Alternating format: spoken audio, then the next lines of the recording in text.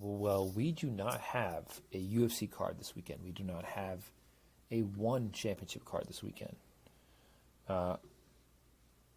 We have a fun one. A unique thing this weekend. Two promotions pitting their best against each other. Those being Bellator and Rizin. So we have Bellator MMA versus Rizin FF. New Year's Eve, December 31st, in Japan, at the Saitama Super Arena. Here we go. Headliner, AJ McKee versus Roberto de Souza. We're going to discuss 5 of these fights.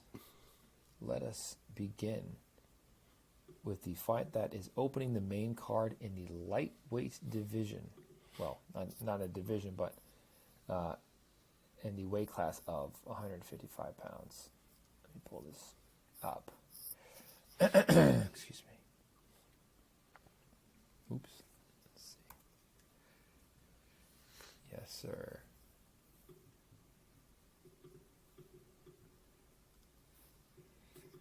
Okay, Gadzhi. You right over there?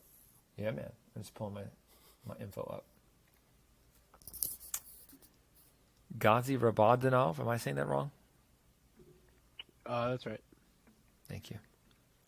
29 years old, out of Russia. The fighter for Bellator, if I'm not mistaken. Yes. Yep. He's 18-4 as a pro with 1 draw. Coming off of 4 wins. Undefeated under the Bellator banner. Taking on Koji Takeda. Probably saying that wrong. Takeda. Out of Saitama, Japan. 27 years old. 15-3 as a pro. 2-fight win streak coming into this epic card. Mark, start us off. Anything you want to say about this matchup at 155? Bellator versus Rizin? Yeah, so I'll just say real quick, I should have said it, I guess, when you were introing the event, but this is a very cool event to me.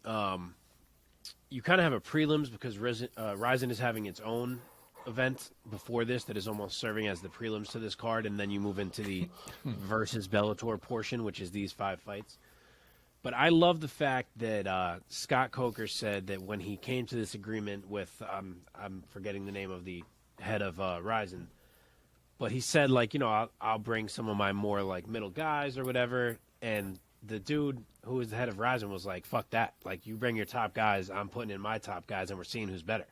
And Scott Coker was kind of like, are you sure that's what you want me to do? Because, you know, general presumption is the Bellator guys are better here, and I believe they are favored in every single fight as we'll look through these. But I just love that's how this thing worked out. So that is cool to me. And then this fight is a little bit of the outlier to that because obviously Bellator brought 4 studs, and then they kind of brought Gadzhi. But I think it's because they're trying to shine some light on him here. I think they think that he's a possible future contender. He is a guy who beat J.J. Wilson recently, which means something to me because I think J.J. Wilson is very talented. And he's favored here. He's minus 360 against Koji Takeda, who's plus 270. Gadzhi's 1 inch taller. He's going to have a 3-inch reach advantage. His opponent, Koji, is a quality wrestler. He can strike a bit, too. He's quick. He kind of fights like hands down at times, that type of style. But Gadzhi's not terribly different. He's a wrestler first, but he's a threat on the feet as well, and he has shown that. He's finished fights. And I think he is probably going to be a level above here. Takeda is a scrambly guy. He's not easy to control. But I think Gadzhi can, for the most part. He's got Habib in his corner. It's hard to pick against Coach Habib these days. Although, and this is a note for every fight on this card, which is interesting. There is no cage. These are in a ring with ropes. Oh, wow. So it is going to be maybe a bit harder for guys such as Gadzhi and other guys who are looking to control to actually maintain that control without the cage. So it'll be granted. It may also be harder for guys to get up without the cage. So it could work either way. We'll see. We'll see how this happens. But I do think Gadzhi's the better fighter here. I think as long as he fights smart on the feet, and I think he will, I think he can ground Takeda and control him and beat him up a bit. I will say Gadzhi UD. Okay. Omar? Yeah, so Takeda is kind of an unorthodox fighter, but I kind of agree with Mark when it comes to the Rabadanov side of things because you got Stay Gadzhi. You got it, so much easier. Gadzhi. You got a guy who came from the Abdul Manap camp, right? Even before Team Khabib, he was Team Abdul Manap. And that guy, we already know that man trains people like killers. I think the one thing that's interesting about him is that, although we've seen guys like Khabib and guys like Islam take to the technique of that camp significantly well, the one thing I will say is Gadzhi does seem like he's a bit more in tune with his athleticism. You could say that, people like Islam and Khabib are very strength oriented in the way that their styles are. They use their technique obviously, but you can see the force that they put in with what they do in that cage. There's a lot of strength behind what they do. We've heard guys talk time and time again about how Khabib was the strongest guy they felt in the cage, or Islam, can't believe he's that strong and all this other shit. But Gadzhi has more of an athleticism, I think, than a lot of those guys. His technique may not be on par, but he's definitely got that. I think he's good when it comes to the double legs. And I think the one thing you made a point about it not being inside of the cage, I think Gadzhi has shown his ability to get takedowns in the center of the cage, not needing to prop people up in order to take people down. And I think that makes him very dangerous. I don't know if Takeda's fought somebody with the type of wrestling style that Gadzhi brings. And as fun as I think Takeda can be, I just think he's going to get outworked. So I'm going to also go with Gadzhi by unanimous decision. Okay. I honestly don't know enough about these Rizin guys to make a pick, so I'm just going to say Bellator runs the table. Well, wow. Wow. Okay, next fight up is going down at 135 pounds. Juan Archuleta taking on Chul Kim. So, Chul Kim, 31 years old, out of Seoul, South Korea. 18-6 as a professional, with 6 knockouts, 5 submissions. He's never been knocked out himself. He has been subbed. He is riding back-to-back wins coming into this weekend, New Year's Eve bash. He'll be standing across from Juan, the Spaniard Archuleta, the 35-year-old out of California, 26-4 as a pro with 11 knockouts, coming off of a win over Enrique Barzola this past October. Omar, give us your assessment first. So Kim is seemingly a guy who may not be the most technical person on the block, but the kid brings a lot of different attributes that are a real problem when you put them all together. His forward movement, his aggression, his ability to throw damage. He sacrifices a lot of control, but he's very aggressive when it comes to ground damage and throwing ground strikes. And he has a lot of heavy pressure when he comes forward. A lot of those things have allowed him to, I think, circumvent the fact that he may not be the most technical when it comes to his striking or even when it comes to the ground game.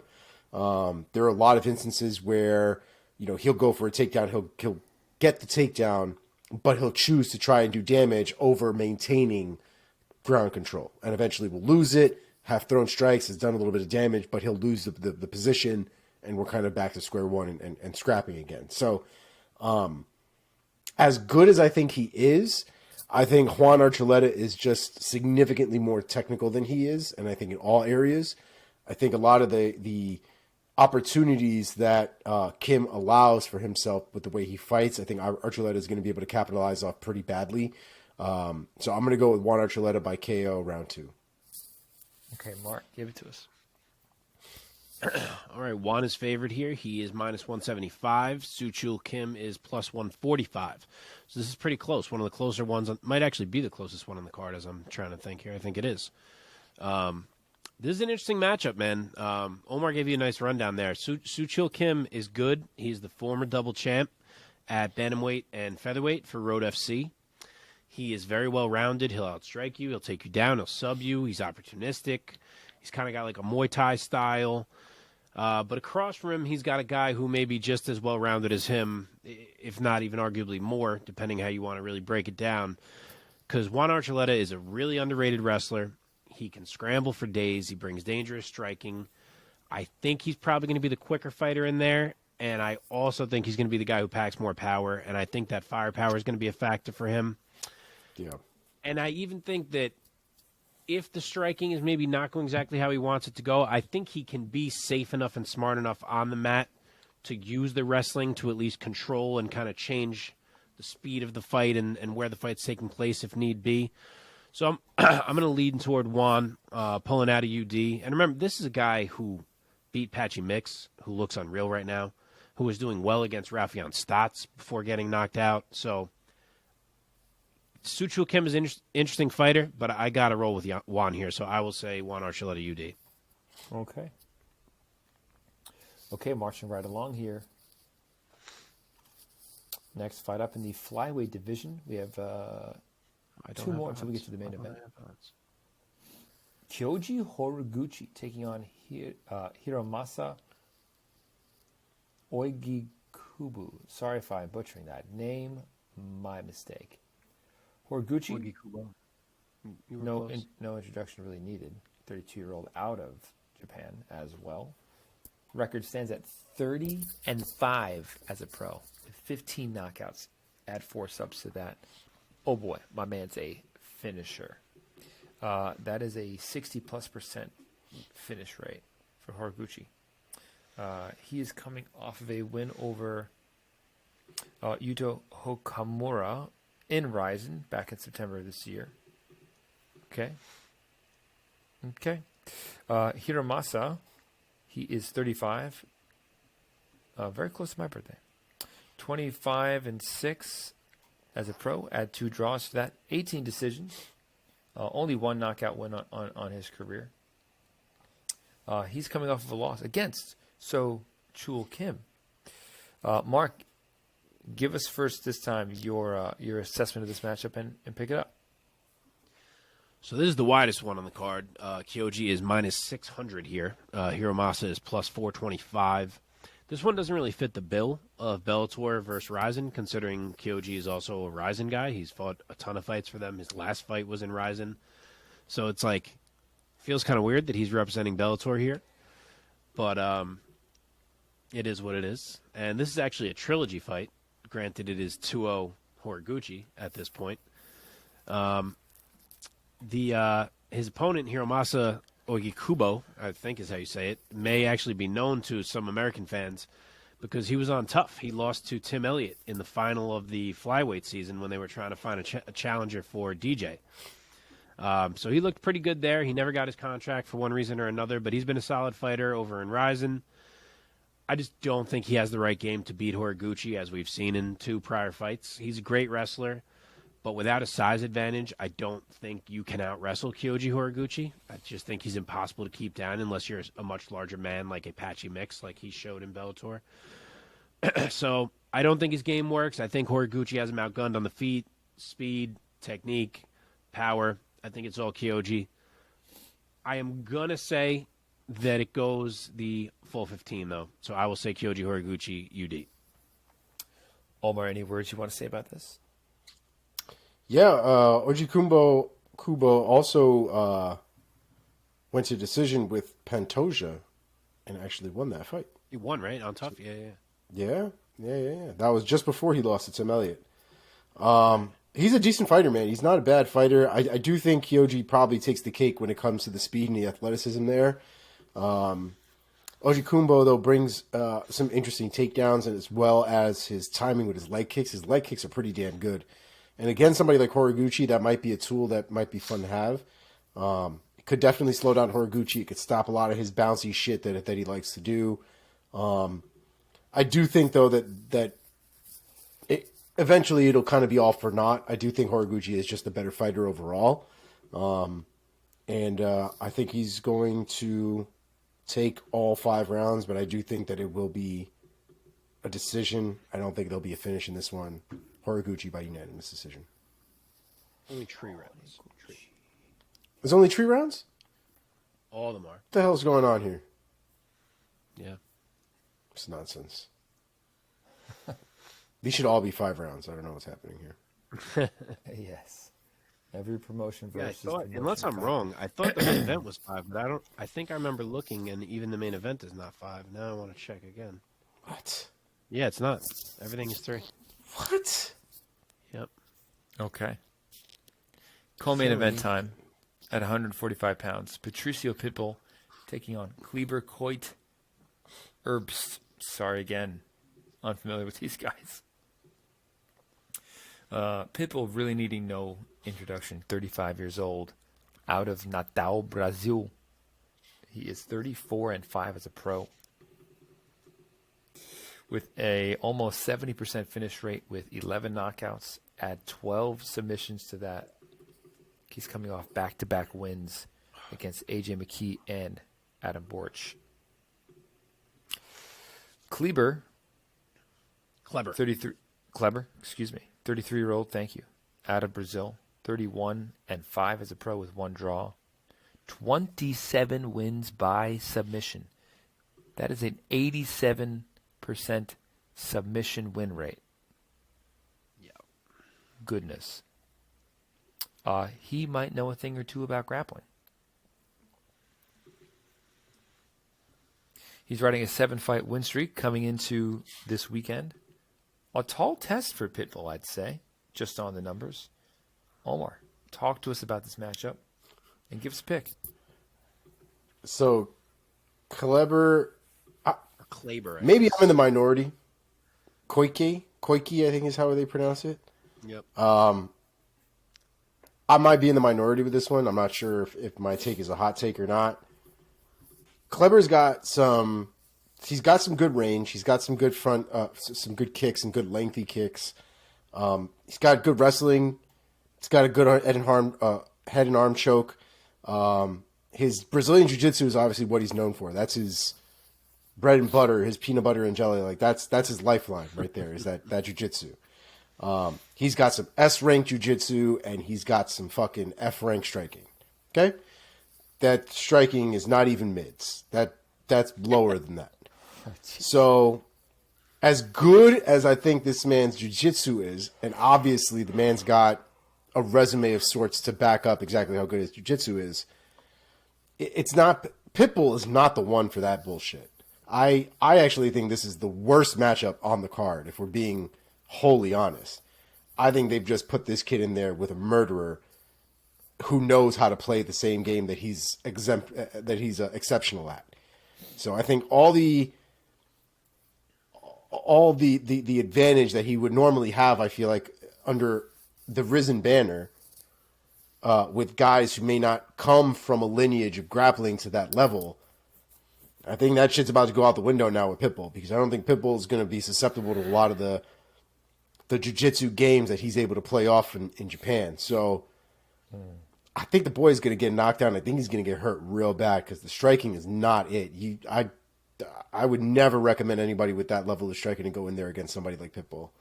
But point. Here we are. It is what it is. I mean, Pitbull by KO via Ivan Drago punch. I mean, he's going to kill him. He's going to really hurt this kid. It's going to be bad.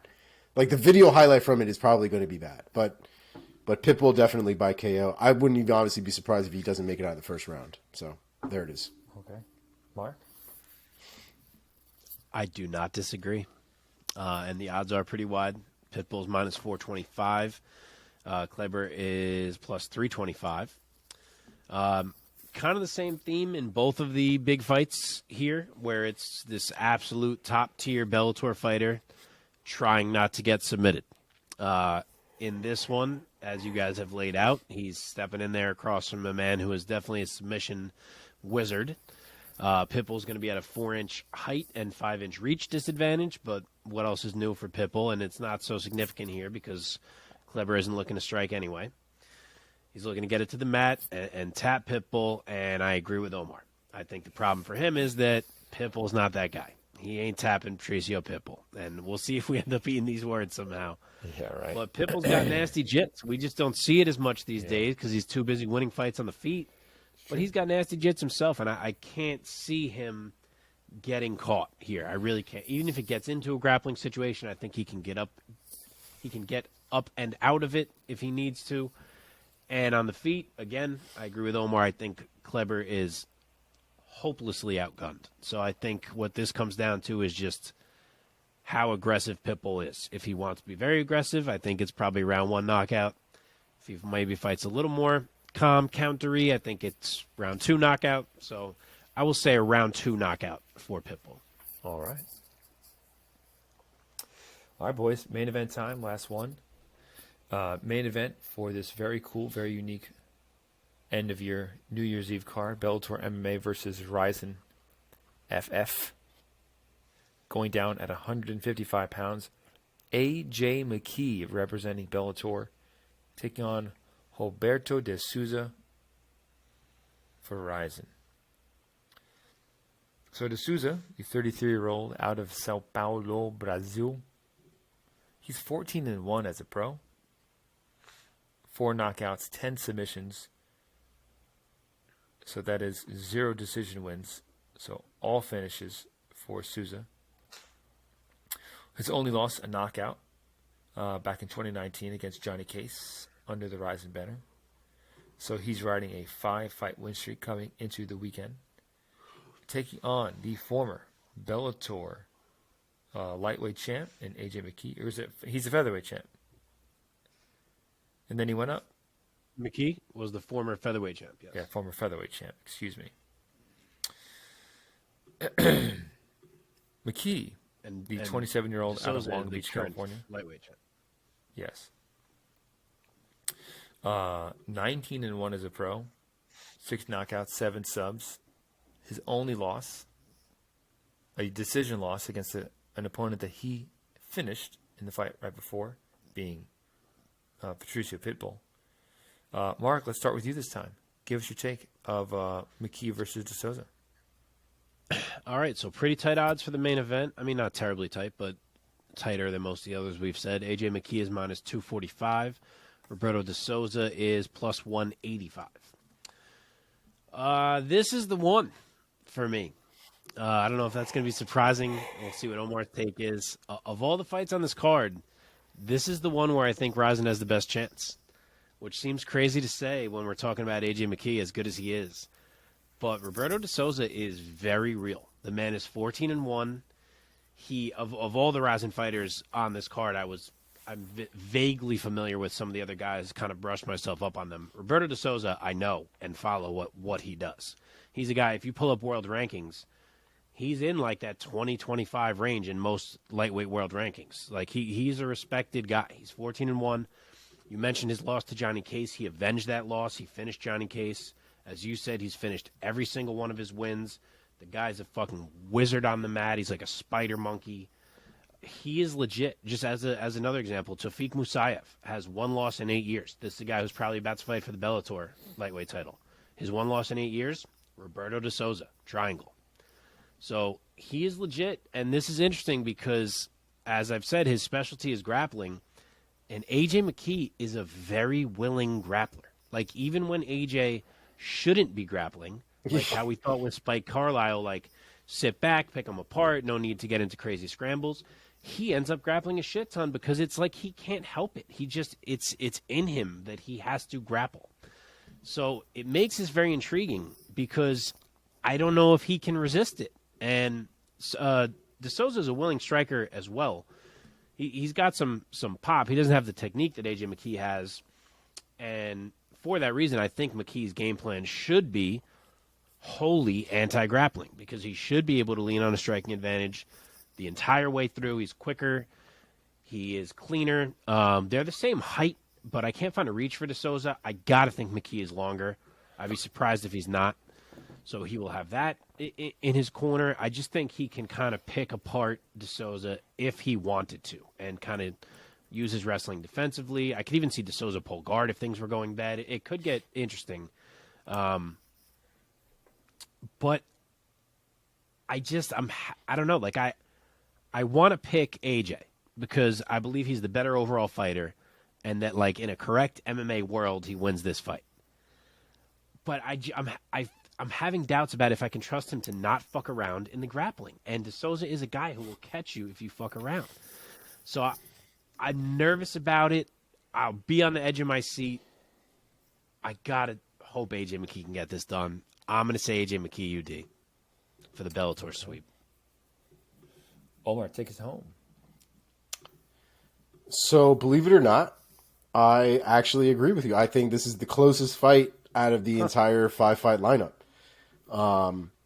I think so. The way that we kind of talked about Kleber kind of having this S-rank jiu-jitsu and like this F-rank striking, I don't feel that way about De Souza. I think De Souza's striking is better. It's not elite level striking as far as I'm concerned, but it is better. And it's been effective. I mean, he has some knockouts. He's never gone to a decision, for better or for worse.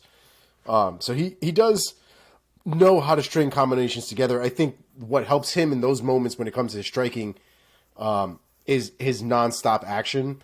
A lot of times guys will stop at 2-3 punches. The man keeps going. He just keeps going.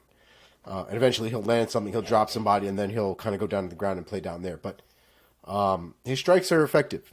And, just like you said, Mark, AJ's game is so well-rounded that sometimes he's a little too comfortable being well-rounded in a fight that he doesn't need to be well-rounded in. You just need to take advantage of the spots that you are going to be significantly good at, like the striking. I do think that AJ McKee's striking is going to be better, but I don't see AJ keeping it striking the whole time.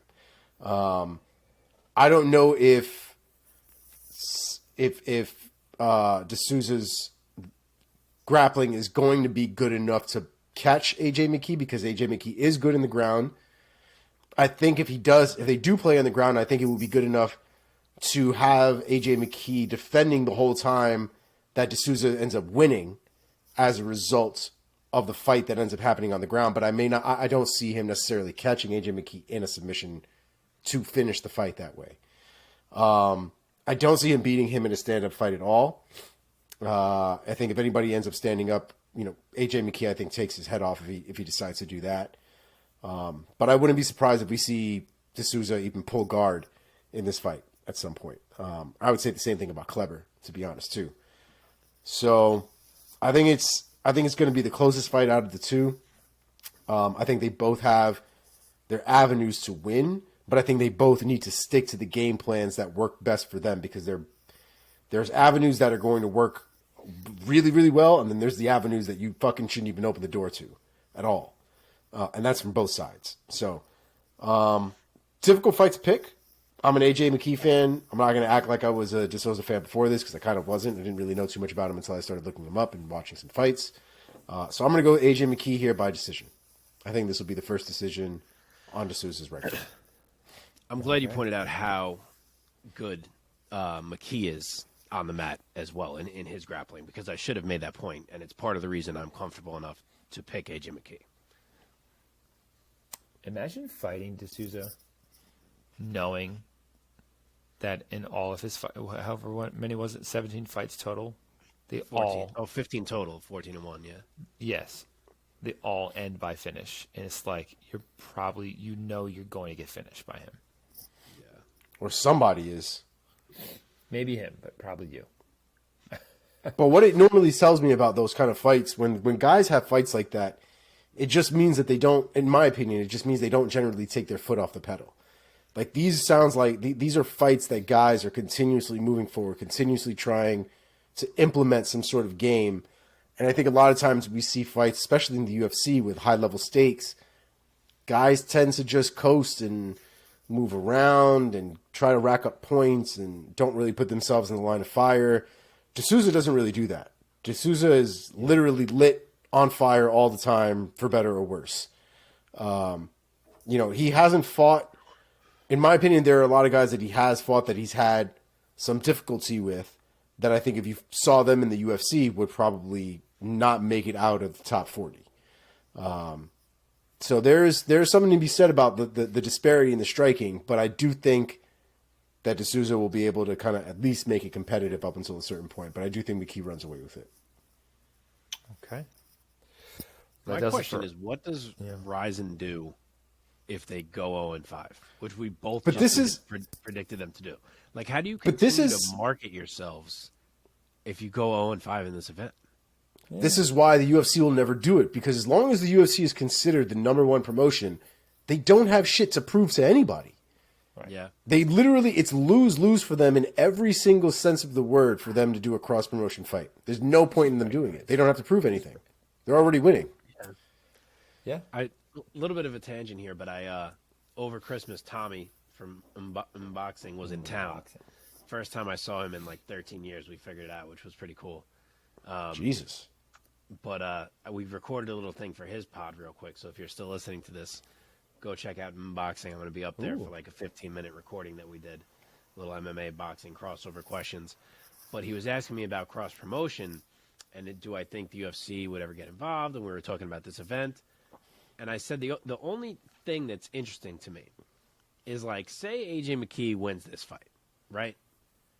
Then say, like, they try to work something else out down the line where he fights, like, Olivier Aubin-Mercier from PFL. Or he fights the champ from ONE FC, like, and he wins again.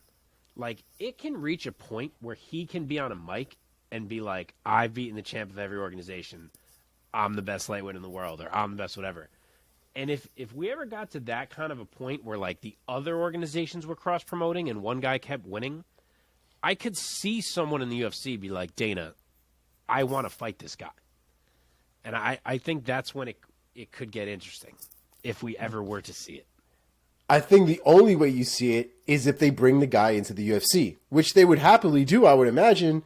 But you're not going to get somebody walking in there against the UFC champ under another banner. You won't do it. It won't happen. As long as Dana White is alive, it won't happen. Yeah. Which is balls, by the way, because there's some nasty fights to be made. Nasty fights. There are, man.